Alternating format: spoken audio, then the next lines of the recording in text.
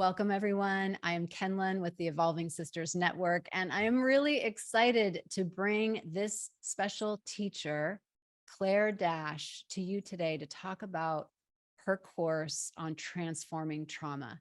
Now, here's the thing. There's a lot of trauma in the space. We've heard a lot about trauma and overcoming trauma and healing trauma. It's just part of our evolutionary path right now. But one of the things that really surprised me and also inspired me to have Clare create a course for you in the Evolving Sisters Network was how she was understanding and holding trauma for spiritual awakened women on the path. There's just some things about trauma, and I know that word feels sometimes really heavy, but there's some things about trauma that are already living inside of us as spiritually awakened women, and we are missing the signs. And so this talk right now can support you in seeing some things perhaps that you haven't already seen about your path and your healing path and healing the ancestral wounds of your lineage and of our collective so that we can create a new earth. Welcome, Clare. Thank you. I'm so happy to have you. Can you share with us a little bit about your background? Why did you get into trauma? And also bring in your art therapy too, because that kind of makes it a little lighter than a heavy feeling of trauma. Yeah, I've been an art therapist and for 25 years really. And I'm really aware that that's from my passion of understanding the unconscious. I've always wanted to go deep inside, and art somehow just breaks us open. People draw things and they go, "Oh, wow, I didn't realize I was actually communicating that." And I find that's really powerful that we can find a way to go into our unconscious through that pathway. The other thing I've learned in this time is how much I work with love, that love is our liberator. That I've recognized when a piece of work with a client is finished is because I feel love. Like I Mm. might be confused about who they are to start with, and then something happens in the attunement, in the respect, in the containment where then there's a sense of love happening, and that's when I go, oh, they're ready to go. It's really bizarre. So I think that's really where I've been coming from for a long, long time. Yeah. We are talking about trauma in the context of love, in the context of transformation, of spiritual growth. And I love hearing your story of even when you were in your 20s, you knew it was about love. How does trauma show up for women who are on the spiritual path, who are awakening or awakened and have even been doing work for a while? In your experience, what do you see? It's interesting. People are frightened of the word trauma. Like you said, it can feel heavy. And this is because we think trauma is about an event and people don't want to remember the memories of that event. But trauma is really what happens inside of us because of the event. Mm. And that can be so broad, it can be all kinds of things. And when we start realizing that our dysfunctions have a reason why they started, and that's the trauma, then we can start to unpack it. So it can be such a broad thing. Any problem that people are facing that they can't go within and just solve, within a few minutes within themselves. My belief is that it comes from ways that we get stuck in being a human that keep us looping round, and maintaining something that we didn't solve from our past. To me, that's a very simple way of looking at trauma. Yeah, that's easy. And so let's look at some of the symptoms because I can also identify in my past um, just a huge dance with shame. And I'm Oh, so shocked at how many ways shame shows up. So we've identified like overwhelm and self sabotage and shame and blame. Can you talk about ways you have seen that show up in the lives of women and how an understanding of the underlying trauma can help uh, overcome those three things. Yeah. So, things like procrastination, things that we take for granted, like fears and anxiety or social anxiety, we just think that these are things that we just have to get on with in life and that it's part of the human condition. But when you look underneath what's going on when we're so stuck in the self sabotage, in the blame, in the shame, it's because our self has become stuck from something that happened in the past and it's cycling round and round and round. And we have parts in us that stop us from seeing that because they're trying to put us in a different direction. So Mm. when we kind of think of ourselves as a human body it's evolved from being a reptile, from being a mammal, then we can see that these things that happen in us have a physical dysregulation aspect to them. So really, we can see trauma in pretty much anything that's keeping humans stuck. If you can't work it out quite quickly in 5 minutes or so within yourself, there's some past history associated with that. And that could be intergenerational trauma. That could be things that are in our body, in our self, that we aren't really conscious aware of, that's been passed down through our family behaviors or even through our family genes, as in epigenetics. So all of that sounds so big, and I and I'm kind of hearing some voices in my head like, oh yeah, that I have that. I'm stuck on that. I haven't been able to move forward, or I'm terrified to do the thing that I know to do. One of the things that came through for me as I am building this network is some extreme fear to make a decision.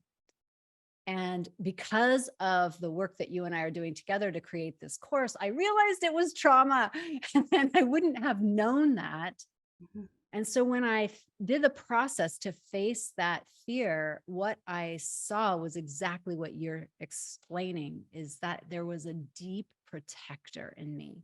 And I would have no idea. I wouldn't have known that the protector was materializing in me as this deep fear to make a decision. The beauty of what you're saying is that they can be healed. We do manage it. We think, oh, I have anxiety, so I need to meditate or I need to take a bath. But what we're doing is we're soothing our nervous system, and that's great. But unless we do the next piece under that to work with what's coming up underneath, that protector part that's vigilantly trying to stop you from going to that thing that happened way back then, and this is where we become unraveled, because we can keep popping in these things and we bypass doing that piece of work. But when we do that piece of work, it's so freeing, because that part then goes, oh, I'm okay, I don't need to keep protecting in this way. And we change, we step out of that loop. We can get disconnected from what's going on, like functional freeze is a term people are using these days. We don't realize we're in a freeze response. So Mm. say you're at a meeting and your boss has to suddenly leave and they say, can you take over the meeting? And the person kind of goes like this. That physical stillness, the opening of the eyes, that shutdown in the throat is a freeze response, and it's coming from a time in your past when that's what you needed to do in order to survive. And can you say more about that fourth? There's a fourth mechanism that I've heard around trauma: fight, flight, freeze. And then I've also heard about fawn. Can you say a little bit more about fawning? Because I feel like that also shows up kind of in this, the patriarchal conditioning. It shows up for a lot of women who are identifying themselves as people pleasers. And I think it really depends on individuals. We can either get over aroused or under aroused when we're in a state of threat, which is what trauma does to us. It threatens our bodies so that we feel we're in danger. It wouldn't be trauma otherwise. So something in us says we're under threat, and we can cope with that by either getting more active to fight or flight, or underactive, so we can go into a freeze state or a fawn state. And you can see this is what mammals do. You get two dogs in the park and one will just roll over. It's going into a fawn state because it wants to submit and it wants to be everything to be non-threatening. So when we're in a fawn state, it often comes from a time when we didn't have a language or a way to cope with a distressing situation. So we maybe have a punishing parent who's saying things to us that we don't have a way to answer back.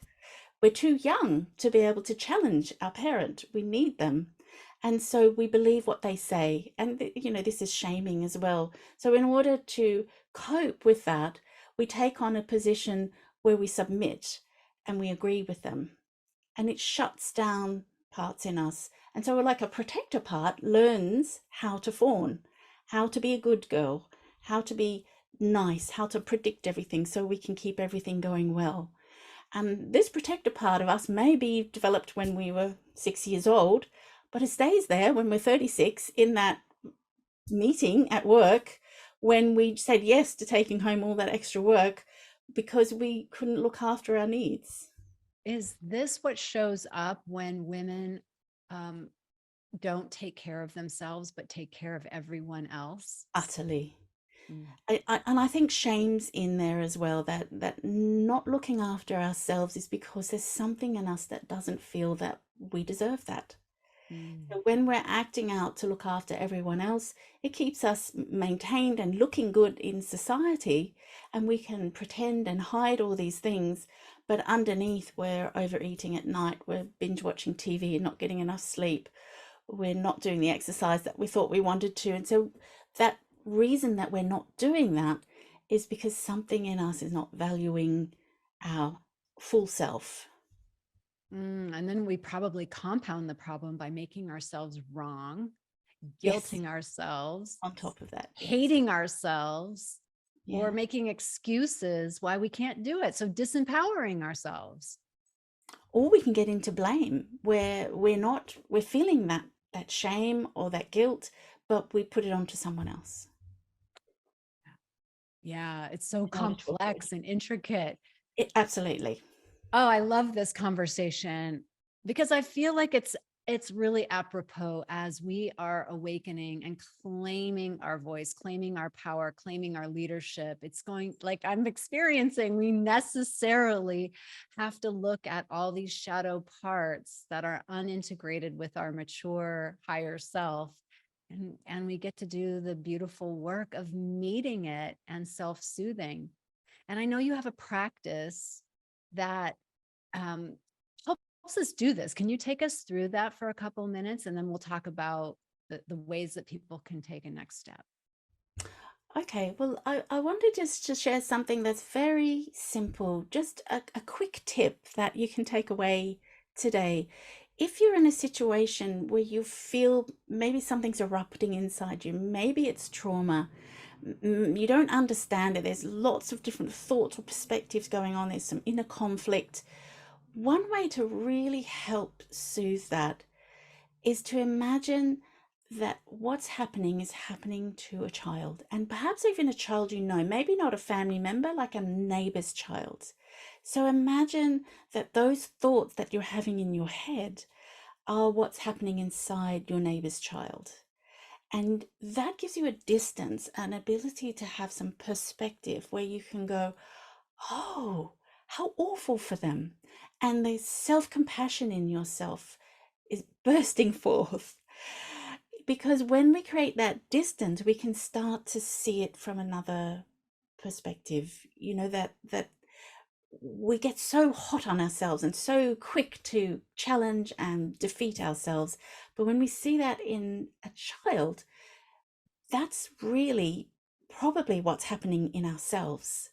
And just creating that, imagine this happening in your neighbor. What would you say to them, to your neighbor's child? What would you say to them? How would you feel towards them? And how would they react when you had this calm, loving response towards them? Mm, that's really a sweet practice. So, if this has really sparked in you the desire to go deeper, Claire has created an incredible course on transforming trauma. It's got 4 parts to it. It's got several videos under each part in bite-sized pieces so that you can really start to understand trauma and transform it. And we created it for the spiritually awakened woman because we know that spiritually awakened women claiming their voice and their power and their leadership are really up against some very subtle nuances. Claire, do you want to explain a little bit about this course if people feel called to buy it from us? Yeah, I really felt a need to create a course that has the backbone of how to transform from trauma. So the thing that people miss, what stops people going there, is it feels too hard. It's too hard to go to that pain in ourselves. So what this course really sets out is how to feel safe. We can feel safe enough to go to that trauma when we understand what's happening in our body. So I help you understand what is trauma. How do we define that? How can we understand the physical health problems that we're having that are associated with trauma? There's a real lot to understand about what's going on in our body in regards to trauma. And then I take us through how is it as a human we do have these default problems that mean we get stuck and we loop in our trauma. And I explain the neuroscience behind that. How can we understand why we're stuck? And then from that, I help people connect to dealing with that with some audio practices. So there are 3 audio practices in this where I take you through how to feel safe. This is what really is so hard for people is they think that doing trauma means that you have to go into pain and be in pain. Yes, it's hard work, but there are other ways to come in. When you come in from a place of your resources, from your knowledge and your experience, that's what's buoying you up. So that when you look at your neighbor's child, you're looking at that from your adult knowledge, not from the pain of another child. And so when we can come from a place where we're understanding our own safety, that's what this course is really about, to understand how we can approach dealing with our trauma and begin that journey. So I take you through that step by step, really. What is trauma? How do we understand what's going on in ourselves? And then what can we begin to do now that's going to start us on that journey? Mm. I don't know about you listening, but when I'm in Clare's presence, I have this experience of a master teacher, someone who's been on the mat for decades doing this work inside herself and facilitating others. And so I always feel like safe just around you and the space that you hold. For me, you exude this unconditional love. And I feel so confident to offer this course to you if you listener are ready to take this next step and go a little bit deeper in transforming those patterns that might have you stuck, overwhelmed, self-sabotaging, or feeling shame. I know for me that when I did this work, it actually opened up, in a subtle way, it just liberated some freedom. And now I'm making decisions all the time. And I'm kind of marveling, like, I just did that. Wow. So the work works. Oh, utterly. When we feel safe enough to love ourselves, it's like all our problems melt away because we don't feel the judgment of other people because we can understand their suffering and they need our compassion, not the antagonism. So when we feel safe to love ourselves and do what we need to do for ourselves, we're not dependent on someone else to do that for us. And then we can see other people's problems as their stuff, and we don't have to sort it out for them either. It is a liberator. It's really freeing. So if this resonates with you, click the link below and take this course. It's on demand. You can take it at your own pace, at your own rhythm, anytime. And you always have access to it inside the portal of the Evolving Sisters Network. Thank you, Claire. Thank you, sisters, for listening. And we'll see you on the next video.